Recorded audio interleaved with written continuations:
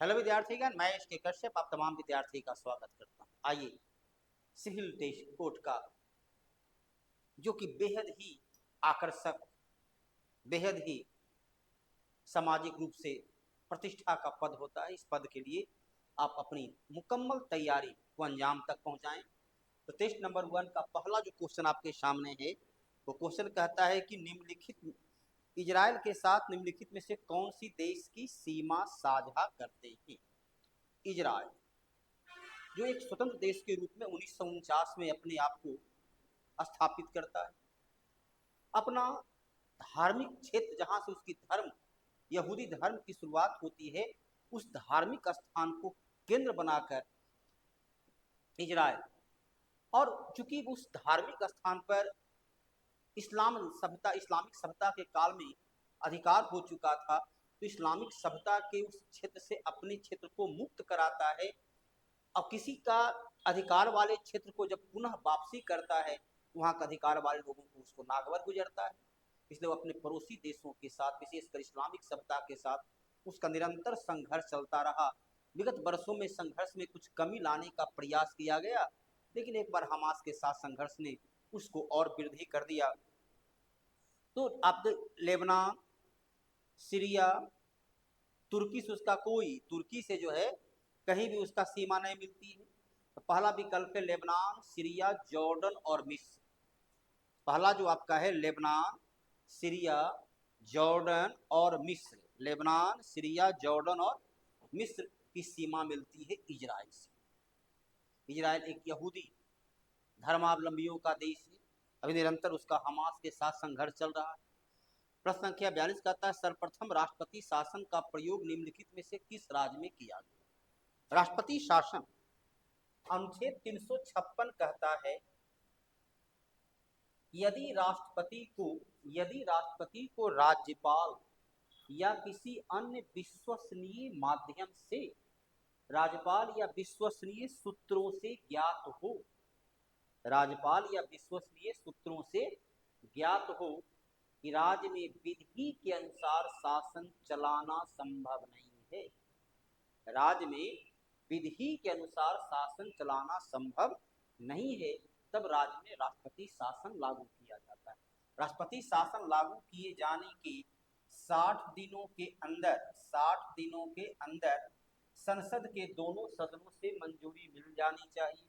उसके पश्चात राष्ट्रपति शासन को किसी भी देश में, किसी भी राज्य में, राष्ट्रपति शासन को किसी भी राज्य में अधिकतम 3 वर्ष तक लागू रखा जा सकता है, लेकिन प्रत्येक 6 महीना में उसे संसद की पुनः मंजूरी, रिन्यूअल की आवश्यकता होती है।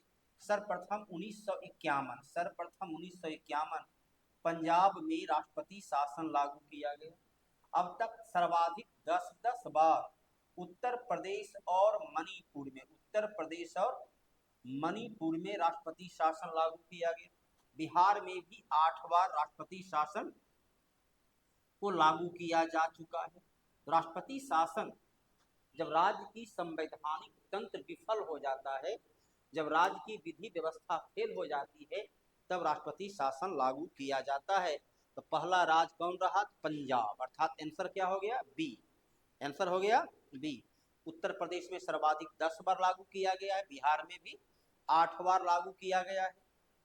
अगला प्रश्न जो आपके सामने है 43 नंबर, संविधान का कौन सा अनुच्छेद अंतरराज्यीय जल विवाद के न्याय निर्णय से संबंधित है? अंतरराज्यीय जल विवाद, ऐसे संविधान का अनुच्छेद 131 कहता है कि सर्वोच्च न्यायालय का मौलिक या प्रारंभिक क्षेत्राधिकार, सर्वोच्च न्यायालय का मौलिक या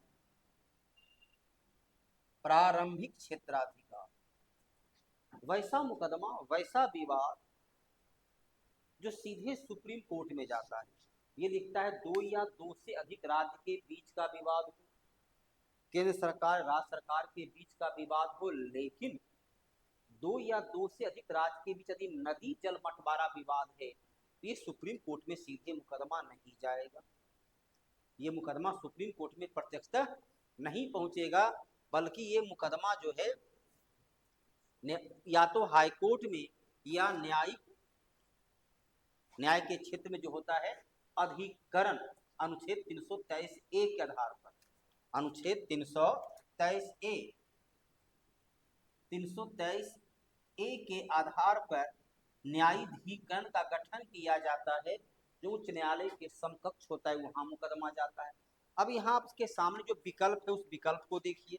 तो विकल्प संख्या पहला क्या कहता है, अनुच्छेद 262। तब अनुच्छेद 262 वास्तव में है क्या, यही आपका आंसर है। अनुच्छेद 262 कहता है कि नदी जल बंटवारा, अनुच्छेद 262 कहता है कि नदी जल बंटवारा का विवाद जो है वह उसका निर्णय करने के लिए या तो उच्च न्यायालय मुकदमा जाएगा या उसके लिए एक अलग से न्यायाधिकरण का गठन अनुच्छेद 323 ए के आधार पर किया जाएगा। अनुच्छेद 265 इसमें एक विकल्प है, अनुच्छेद 265 ये क्या कहता है, ये कहता है कि कोई भी नया कर, अनुच्छेद 265 जो है कहता है कोई भी नया कर टैक्स बिना विधायी प्रक्रिया को पूरा किया हुआ, बिना लेजिस्लेटिव से पास किए हुए कोई नया कर को नहीं आरोपित किया जा सकता है। यदि नया कर लगाना है तो उसे विधि की निर्धारित प्रक्रिया से गुजरना होगा। अनुच्छेद 261 भी आपका एक विकल्प है, ये कहता है कि न्यायिक प्रक्रिया के पालन को किस प्रकार से लोगों तक पहुंचाया जाए, अर्थात जो विधि का निर्माण होता है वो विधि और न्यायिक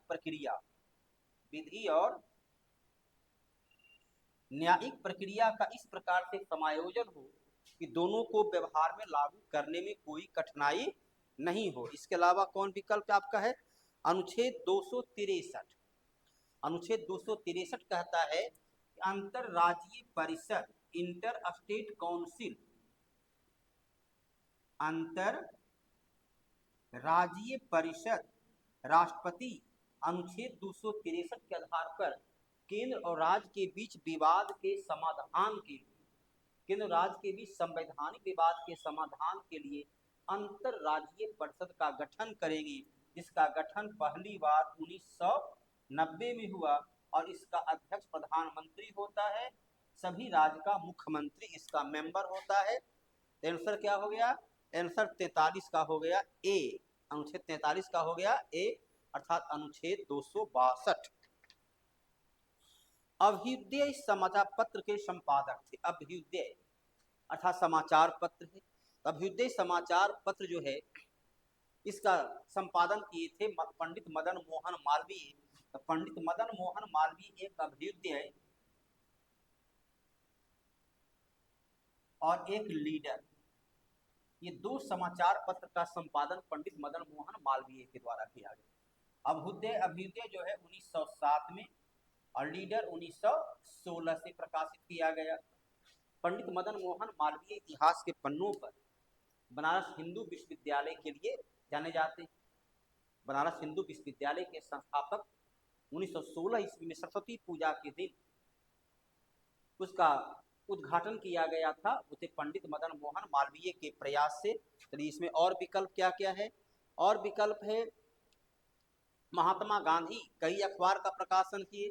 महात्मा गांधी का पहला अखबार 1903 में दक्षिण अफ्रीका से इंडियन ओपिनियन के नाम से प्रकाशित हुआ। 1919 में ये यंग इंडिया एवं नवजीवन का प्रकाशन किए। 1932 से ये हरिजन के नाम से एक समाचार पत्र का प्रकाशन किए। इसमें अगला विकल्प आपका है मोतीलाल नेहरू इंडिपेंडेंस। मोतीलाल नेहरू जो है इंडिपेंडेंस के नाम से एक समाचार पत्र, पिता मोतीलाल नेहरू इंडिपेंडेंस और बेटा जवाहरलाल नेहरू नेशनल हेराल्ड के नाम से अखबार निकालते थे। भारत का पहला अखबार जो था वो था Bengal gazette, James Augustus Hicky के द्वारा प्रकाशित किया गया था। लाला लाजपत राय गर्मपंथी लीडर थे, चलिए अगला प्रश्न इसमें क्या आता है, मुगल काल का मदद ए मास का संबंध है। मदद ए मास, तो मुगल काल कब से कब तक रहा, इतिहास के पन्नों पर देखते हैं 1526 से लेकर 1857 तक मुगल काल रहा। सिर्फ 1526 से 1757 चलिए कह सकते हैं तक शक्तिशाली था, शेष केवल नाम मात्र के रहे। तो मुगल काल में विद्वान को जो राजस्व मुक्त भूमि दी जाती थी, विद्वान से तात्पर्य है धार्मिक गुरु विद्वान जो अपने धर्म के विद्वान थे, उनको मिलकर कहा गया मदद ए मास, अर्थात 45 का आंसर क्या हुआ? सी। 45 का आंसर हुआ सी। सैनिक को जो पेंशन दी जाती थी उसे जागीर बोलते थे, उसे जागीर बोलते थे।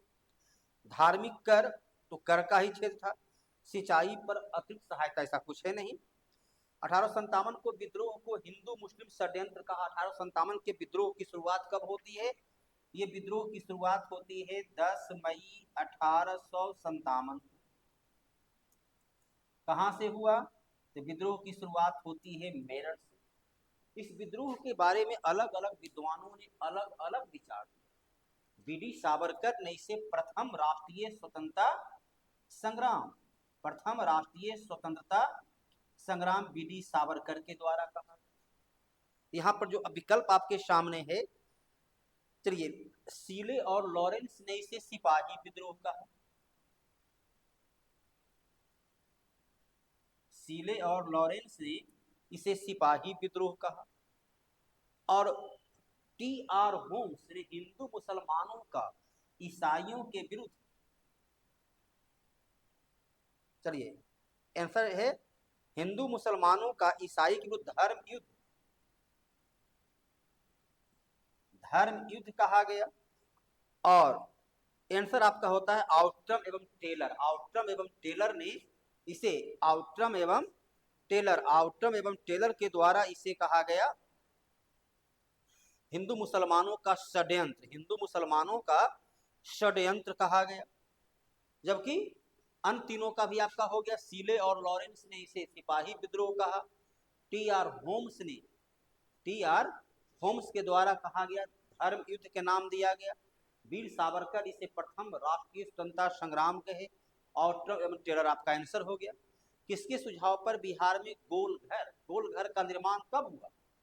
अन्न के भंडारण के लिए 1784 से लेकर 1786 तक में गोलघर पटना का निर्माण हुआ। जॉन ऑस्टिन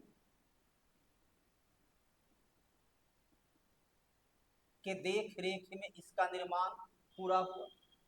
इसका निर्माण कार्य जब शुरू हुआ तब वारेन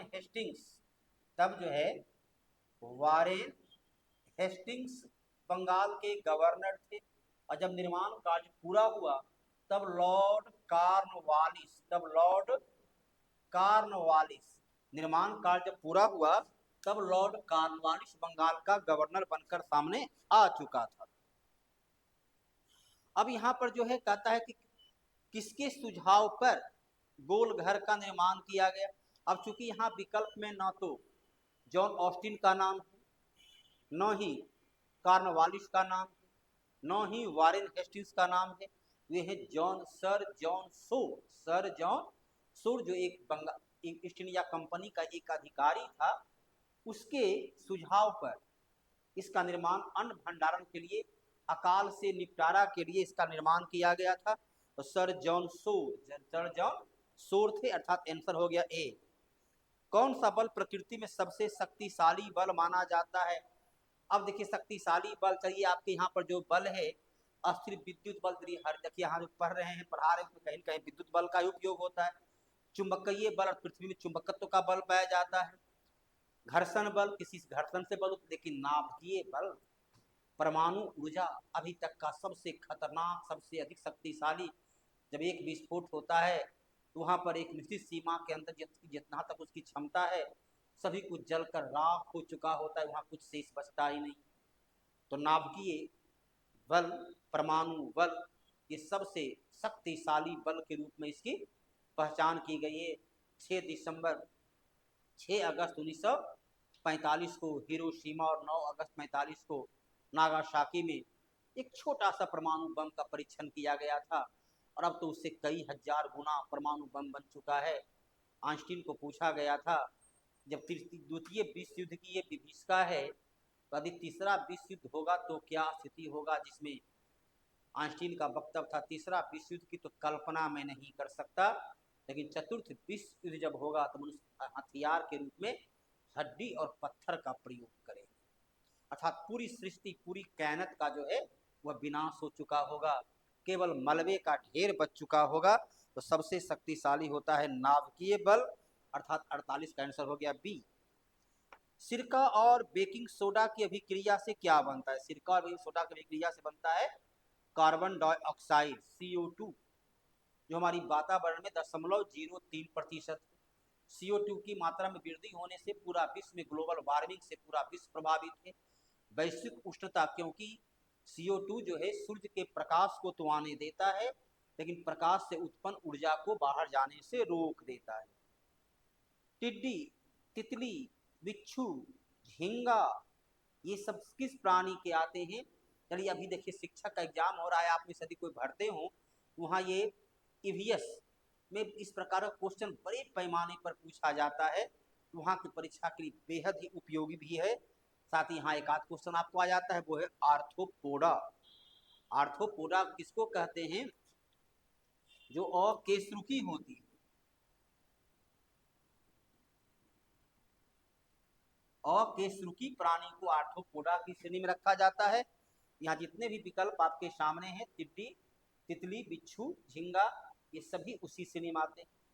बिहार के कौन सा जिला अंतर्राष्ट्रीय सीमा से संबंधित नहीं है? बिहार का अंतर्राष्ट्रीय सीमा क्या है? केवल नेपाल। बिहार का एकमात्र अंतर्राष्ट्रीय सीमा नेपाल से मिलती है। अब कहता है नेपाल से मिलने वाली जिला का नाम यदि आपको पता है, इस प्रश्न का उत्तर आप आसानी दे दोगे। नेपाल से सीमा मिलती है किसका? सीतामढ़ी का। नेपाल से सीमा मिलती है मधुबनी का। पश्चिम चंपारण, नेपाल से सीमा मिलती है पश्चिम चंपारण।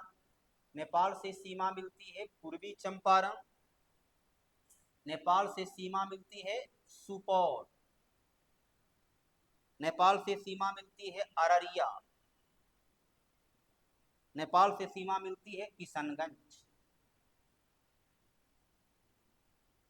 1 2 3 4 5 6 7, ये 7 जिला हैं, इसकी सीमा नेपाल से मिलती है। अब इस विकल्प में आप देखिए, इस 7 के अलावा इसमें कौन है? देखिए इस विकल्प में आप यदि देखते हैं तो पूर्णिया, जो कि आपके,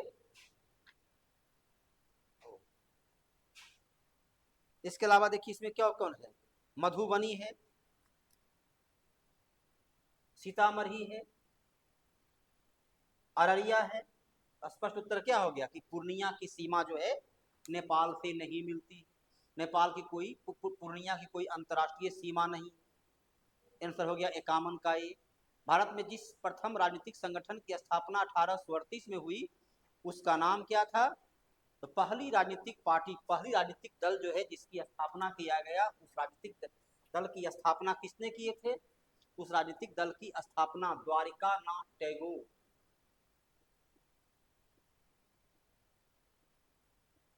द्वारिकानाथ टैगोर के द्वारा किया गया था। तो द्वारिकानाथ टैगोर के द्वारा Bengal land holder society, Bengal Zamindari Sabha का गठन, बंगाल जमींदारी सभा का गठन किया गया था। कब किया गया था? तो वो गठन किया गया था 1838 में, जो भारत का पहला राजनीतिक पार्टी था। बंगाल ब्रिटिश, ये ब्रिटिश इंडिया सोसाइटी, इसकी स्थापना 1839 में इंग्लैंड में की गई थी, और उसी का Bengal British India society Bharat में 1843 में राधाकांत देव के द्वारा किया गया। इस प्रकार से आपका आंसर क्या हो गया? आंसर हो गया बंगाल जमींदारी सभा, ये जमींदारी एसोसिएशन, उसका पूरा नाम था बंगाल लैंड होल्डर सोसाइटी था सी। विश्व वन्य जीव दिवस कब मनाया जाता है? तो विश्व वन्य जीव दिवस मनाया जाता है 3 मार्च को। 3 मार्च को अब यहाँ देखिए और विकल्प, चलिए 21 जून तो यकीनन तौर पर आप सब लोग जानते होंगे कि 21 जून का कौन सा दिवस है। 21 जून मनाया जाता है विश्व योग दिवस। इसकी शुरुआत भारत के प्रयास से होती है। इसके अलावा जो है इसमें है 5 जून। तो 5 जून क्या मनाते हैं? 5 जून मनाते हैं विश्व पर्यावरण दिवस। विश्व पर्यावरण दिवस के रूप में मनाते हैं। और 20 मार्च ये कोई महत्वपूर्ण दिवस में शामिल नहीं है। 20 मार्च जो है ये कोई महत्वपूर्ण दिवस में शामिल नहीं है। चलिए एक आंसर क्या हो गया? 54 का आंसर हो गया सी। 54 का आंसर हो गया सी। चलिए छूट गया था 53। वित्तीय वर्ष 2023 में जीएसटी संग्रह क्या किया गया? ये तो करंट डाटा है। 1 अप्रैल 2024 को 20.14 लाख करोड़ अर्थात 53 का आंसर हो जाता है डी। जीएसटी क्या है? जीएसटी एक अप्रत्यक्ष कर है। जीएसटी क्या है? Goods and service tax. यह एक अप्रत्यक्ष इनडायरेक्ट टैक्स है। नंबर 1, इसे 101वां संविधान संशोधन 101वां संविधान संशोधन के द्वारा 2016 में संसद ने पास किया। 1 जुलाई 2017 को यह लागू किया गया। यह एक अप्रत्यक्ष कर है, इनडायरेक्ट टैक्स है। और अंतिम प्रश्न आपके सामने है दिल्ली सल्तनत का पहला सुल्तान कौन था जिसने हिंदू ग्रंथ का फारसी में अनुवाद करवाया? क्योंकि दिल्ली सल्तनत की भाषा फारसी थी। दिल्ली सल्तनत हो या मुगल वंश की भाषा जो थी वो फारसी थी। अलाउद्दीन खिलजी के बारे में आपको पता होगा कि अलाउद्दीन खिलजी पहला शासक था दिल्ली सल्तनत का जिसने दक्षिण भारत को जीता। और इस विजय के उपलक्ष्य में उसने अपने को द्वितीय सिकंदर से संबोधित किया। खिज्र खां ये सैयद वंश का संस्थापक था। खिज्र खां सैयद वंश का संस्थापक था। मोहम्मद बिन तुगलक को पागल सुल्तान, रक्त का प्यासा सुल्तान, पागल सुल्तान, रक्त का प्यासा सुल्तान के नाम से जानते हैं। इसने पहली बार अपने दरबार में अपने राजनीतिक पद पर योग्यता के आधार पर हिंदुओं को भी उच्च पदों पर नियुक्त किया। और फिरोज शाह तुगलक, यही आपका आंसर है। फिरोज शाह तुगलक जिसे दिल्ली सल्तनत का अकबर कहते हैं, जिसे दिल्ली सल्तनत का अकबर कहते हैं, इसने ही कुछ धार्मिक पुस्तकों का फारसी में अनुवाद करवाया ताकि यहाँ की जो बहुसंख्यक जनता है उसके बारे में कुछ जानकारी प्राप्त किया जा सके। उत्तर होता है फिरोज शाह तुगलक। फिरोज शाह तुगलक क्योंकि इसने जो है जब ये हिमाचल प्रदेश का ज्वालामुखी मंदिर को तुड़वा दिया, उड़ीसा के जगन्नाथ मंदिर को तुड़वाया, तो वहाँ से कुछ स्थापित किताब जो है उसको लाया और उसको फारसी में अनुवाद कराने का प्रयत्न किया था। उत्तर होता है फिरोज शाह तुगलक। तो ये सेट समाप्त होता है। 15 क्वेश्चन के हर विकल्प का आपको पूरी तरह व्याख्या प्रस्तुत की गई ताकि आपका नॉलेज बेहतर हो, रट कर नहीं बल्कि कंसेप्ट के साथ उत्तर दे सकें। यदि वीडियो बेहतर लगे तो आप उसे लाइक करना ना भूलेंगे। धन्यवाद।